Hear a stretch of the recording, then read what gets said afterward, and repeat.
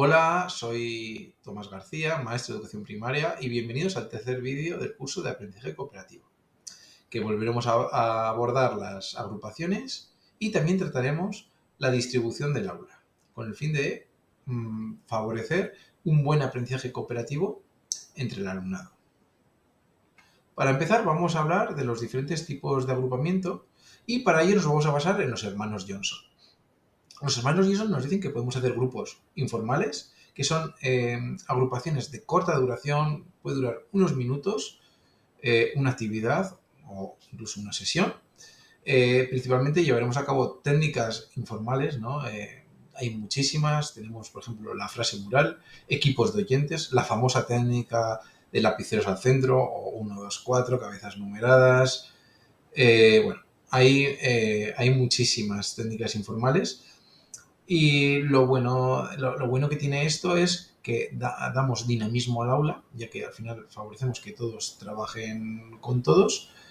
Y también la parte positiva es que no requiere de muchas destrezas cooperativas, ya que al usar técnicas informales son técnicas muy estructuradas, vienen muy bien para que el alumnado se inicie en el aprendizaje cooperativo, que aprendan a dialogar, lo que es la interacción promotora, que empiecen a desarrollar una interacción promotora, que es fundamental para que el trabajo cooperativo funcione.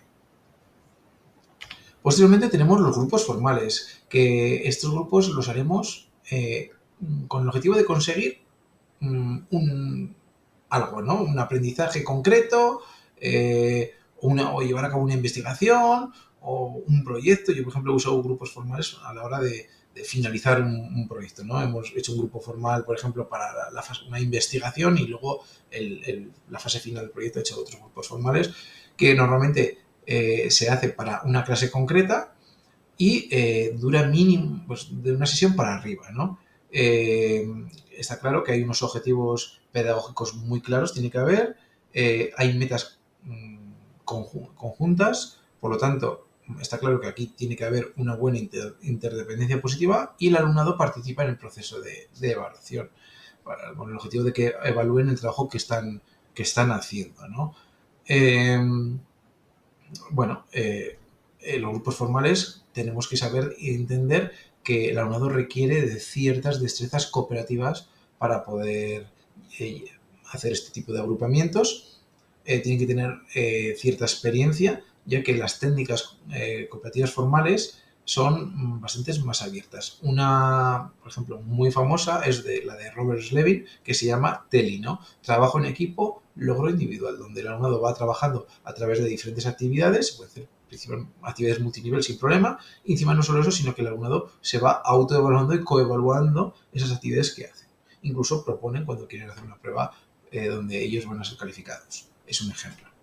Y luego finalmente tenemos los grupos base, que el principal objetivo es que el alumnado se dé apoyo mutuo. Son grupos siempre heterogéneos y también participan en el proceso de evaluación del desempeño del trabajo cooperativo, pueden hacer diversas actividades, incluso se pueden combinar con grupos informales, donde luego vuelven al grupo base y terminan la actividad que no habían terminado con apoyo mutuo.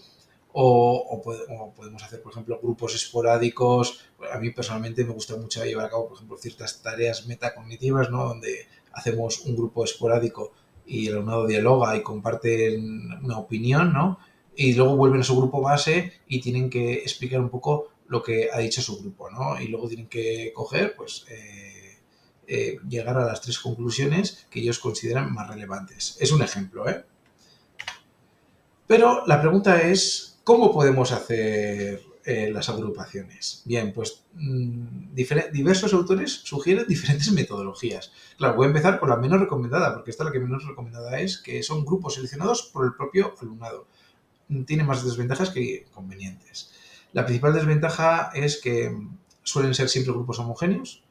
No aumentamos el círculo de interacción, ya que siempre quieren participar con los mismos. También a veces el alumno trabaja peor, porque al sentarse con sus amigos y si no tienen no tienen una buena responsabilidad individual desarrollada, pues no trabajan al final.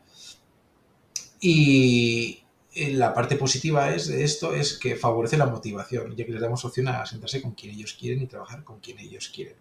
Bueno, pues para hacer alguna actividad o algún juego de cohesión, pues puede ser interesante ver eh, la elección, ¿no? Que el alumnado se agrupe como ellos quieran.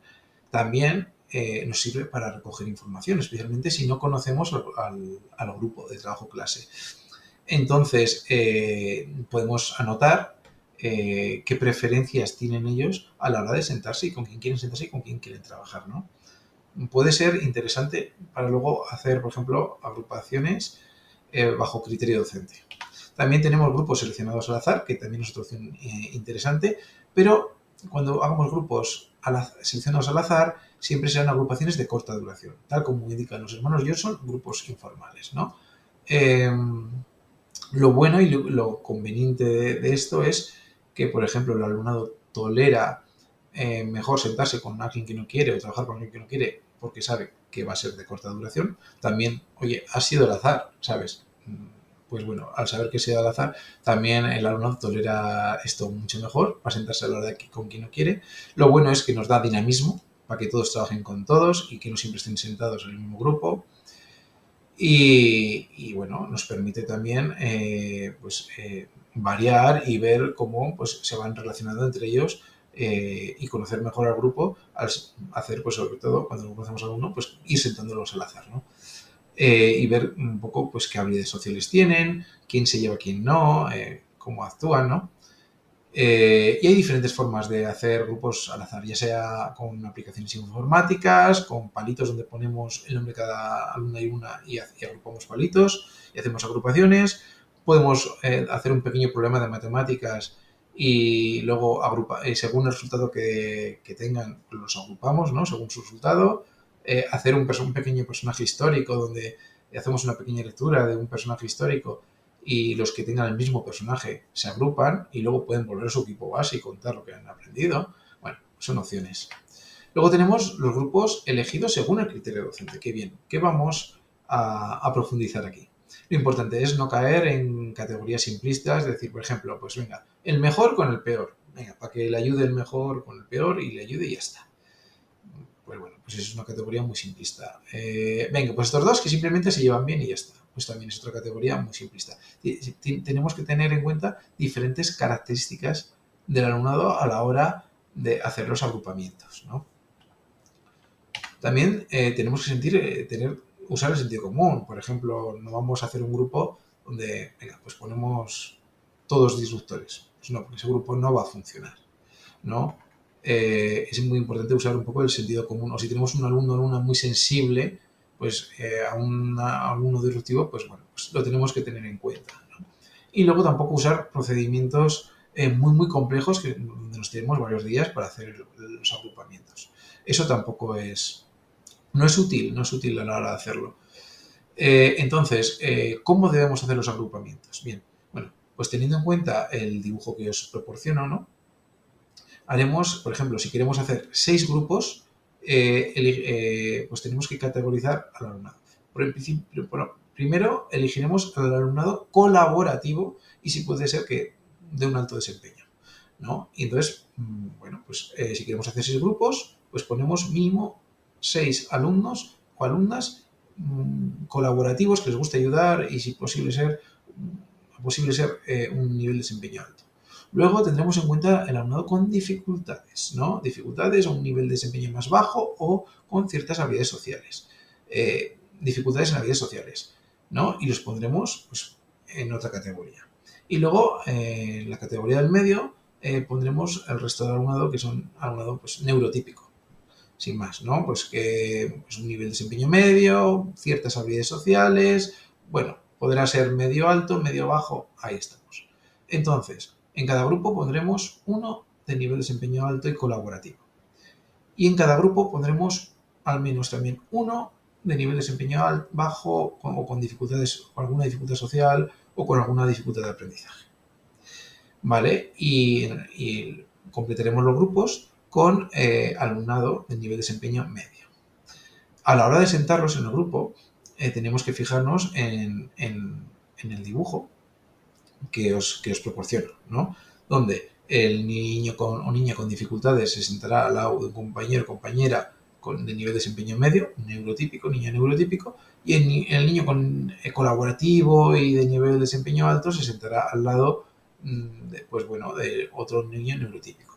Lo que queremos hacer con esto es que cuando subdividamos, por ejemplo, un trabajo en parejas, podamos trabajar la zona de desarrollo próximo y ambos compañeros y compañeras puedan darse un andamiaje.